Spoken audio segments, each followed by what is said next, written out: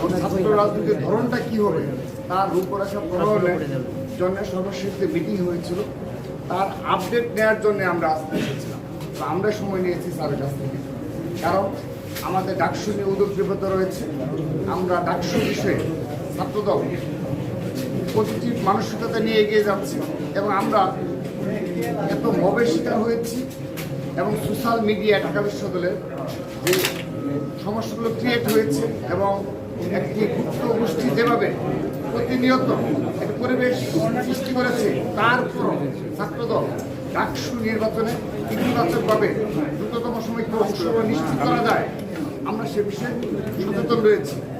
সেজন্য আমরা সর্বশেষ যে মিটিং হয়েছে যে রূপরেখা প্রণয়নের জন্য আমরা আজকে আমাদের সম্মানিত বিসি স্যার সহ সর্বোচ্চ ফোরামের সাথে মিটিং করে আমরা জানতে চেয়েছি যে সেই রূপরেখা প্রণয়নের কী অবস্থায় রয়েছে।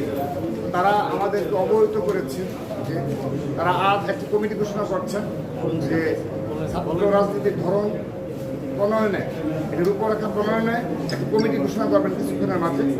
তারা আমাদের অবহিত করেছে এবং সেই কমিটি ঢাকা বিশ্ববিদ্যালয় ক্যাম্পাস হল পর্যায়ে এবং সামাজিক ও সাংস্কৃতিক সংগঠনগুলোতে ছাত্র রাজনীতির ধরন কী হবে সেই রূপরেখা প্রণয়নে আমাদের ছাত্র সংগঠনের মাঝখান থেকে মাঝে 23টি সংগঠন থেকে ইতিমধ্যে মতামত নিয়েছেন। এখন তারা জেনারেল স্টুডেন্টদের কাছ থেকে মতামত নেবেন এবং আরও যারা অংশীদারিত্ব রয়েছে তাদের কাছে মতামত নিয়ে অতি দ্রুততম সময়ে এটি রূপরেখা প্রণয়ন করবেন বলে আমাদেরকে আশ্বস্ত করেছে। আমরা আশ্বস্ত হয়েছি। তো আমাদের এখানে যে মূল যে আজকে কিছু বিষয় রয়েছে যেগুলো ঢাকা বিশ্ববিদ্যালয়ের স্টুডেন্ট যারা তাদের জানার প্রয়োজন, আমাদের দীর্ঘ আলোচনায় আমাদের সম্মানিত ভিসি স্যার সহ আমাদের প্রভিসি স্যার, প্রক্টর স্যার, কোষাধ্যক্ষ স্যার তারা সবাই এক বাক্যে স্বীকার করেছে এই ঢাকা বিশ্ববিদ্যালয়ের এই মব ক্রিয়েট থেকে শুরু করে সর্বশেষ যে বড় ধরনের প্রবলেমগুলো হচ্ছে তার পেছনে গুপ্ত রাজনীতি জড়িত। তারা এটা এক বাক্যে স্বীকার করেছে। শুধু তাই নয়, তারা এই গুপ্ত রাজনীতির সংজ্ঞাও নাকি নির্ধারণ করেছে। আমাদেরকে বিসি স্যার নিজে 5টি ক্রাইটেরিয়া বলেছেন, আমরা 3টি কিন্তু বলতে পেরেছেন, আর 2টো হয়তো তিনি ভুলে গেছেন। তো তার মধ্যে অন্যতম যে ধরনটা আসবে সেটি হলো যেটি আমরা ইতিমধ্যে জানতে পারলাম আজকে মিটিংয়ের মাধ্যমে, যে ঢাকা বিশ্ববিদ্যালয়ে আর কখনো কেউ কোনো ছাত্র সংগঠন যে তাদের যে প্রাথমিক সদস্যপদ পূরণ করে যে সদস্য থাকে তাদের সবাইকে ওপেন করে দিতে হবে যে আমার প্রাথমিক সদস্যপদ পূরণ করে এরা আমার সদস্য, আমার সংগঠন, এটা ওপেন করতে হবে। তো এটি তারা আমাদেরকে জানিয়েছে। আমরা আশ্বস্ত হয়েছি, আমরা বিশ্বাস রাখছি যে তারা এখান থেকে পিছপা হবে না। যদিও আমাদের মাঝে মধ্যে সন্দেহ উদ্বেগ হয়, আজকের মিটিংয়েও আমরা যেটা লক্ষ্য করেছি যে তারা গুপ্ত রাজনীতির কথা বলতে অনীহা এবং তারা এটা মানে তাদের মাঝে একটা ভীতি কাজ করে। তো এটি নিয়েও খোলামেলা আলোচনা হয়েছে। তারা যেটি বলেছে আমরা তাদের মানে আমাদের প্রভিসি স্যার, প্রক্টর স্যার তারা নিজে কিছু স্ক্রিনশট দেখিয়েছে যে তারা যদি কখনো গুপ্ত রাজনীতি নিয়ে কথা বলে কিংবা এই আলোকে কিছু কাজ করতে চায় তাদের চরিত্র হরণ করা হয় এবং তাদের সামাজিক যোগাযোগ মাধ্যমে মানে অনলাইন ব্যাশিং করা হয় তাদের মানে আমাদের সম্মানিত শিক্ষকবৃন্দদের নিয়ে। তারা তাদের সে আফসোসের কথাটা আমাদের বলল। আমরা তাদেরকে আশ্বস্ত করেছি আমরা সচেতন ছাত্র সংগঠন হিসাবে যেহেতু জুলাই আগস্ট গণ অভ্যুত্থানের যে চেতনা রয়েছে সেটি ধারণ করেই সকল ছাত্র সংগঠন ক্যাম্পাসে ছাত্র রাজনীতি করছে। তো সে কারণে তারা আমাদের আশ্বস্ত করেছে এই গুপ্ত রাজনীতি একটা বার রেখে তারা আগামীতে এই রূপরেখা প্রণয়ন করবে। তো সেজন্য আমরা আশ্বস্ত হয়েছি। আর দ্বিতীয়ত আমরা ডাকসু বিষয়ে স্পষ্টভাবে জানিয়েছি ছাত্রদল ডাকসু অবশ্যই ঘোষণা করবে।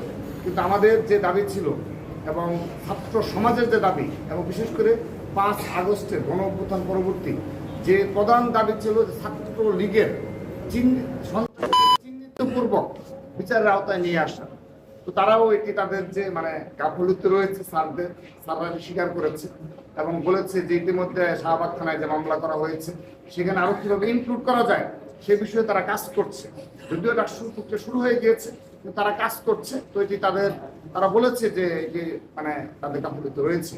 তো আমরা আশা করছি যে আমরা 23টি ছাত্র সংগঠন যেভাবে একত্রিতভাবে ছাত্র লীগের চিহ্নিত সন্ত্রাসী অর্থাৎ বিশ্ববিদ্যালয় কমিটি, হল কমিটি, অনুষদ কমিটি এবং সেন্ট্রাল কমিটিতে সর্বশেষ যে কমিটিগুলো রয়েছে তাদের সবাইকে বিচার আওতায় নিয়ে আসতে হবে।